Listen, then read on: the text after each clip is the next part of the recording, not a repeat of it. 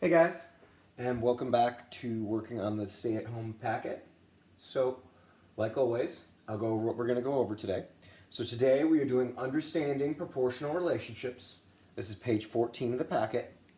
And to start it off, we're going to be talking about proportional relationships.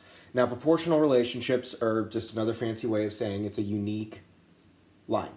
It's a unique graph of a line. So, if you're talking about a proportional relationship, remember that a proportional relationship is of the form y equals mx. Right? If you remember slope is y equals mx plus b.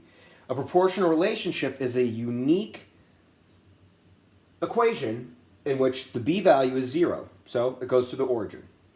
Okay? So easiest way to think about this is if you're doing a table of something, you're starting at 0. So you go to run, where do you start at? Distance 0. You go to count the amount of beads you need. How many did you have when you started? 0, because you're starting at 0. So using that information, we're going to move forward. So the objective for today is students will be able to interpret from the table the unit rate and apply it. Now, here's another piece of vocabulary. Unit rate. The unit rate is the what? Well, remember the unit rate is the cost per one. Remember that example about when you go rent an apartment, do you want the cost of one apartment or do you want a cost of all the apartments? Obviously the one, because you're not going to rent all of them. Why would you need all of them? So, I made up a little example just to refresh your minds, and I know a lot of you love Fortnite, so this is what I came up with. So in a Fortnite game, you play a certain amount of games.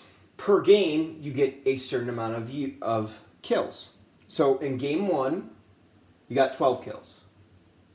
In game 2, you got 24 kills. In game 3, you got 36 kills.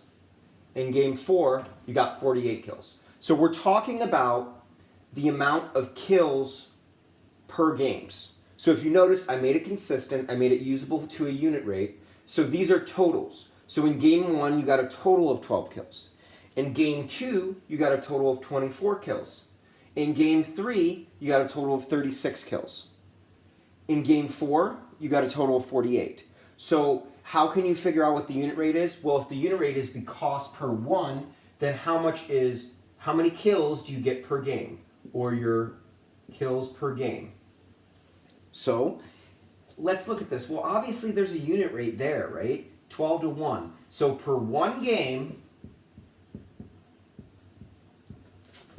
you get 12 kills, right?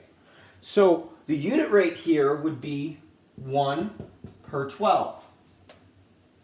Okay, that's my example. Now I'm going to go over the first example on the problem. So if you look at the problem, it is talking about cups of flour, and then it's talking about cups of flour, and it's talking about per something else. Now if we look at the problem and we read it, it says what? Well, let's read it together. So I'm going to go ahead and I'm going to pull this up.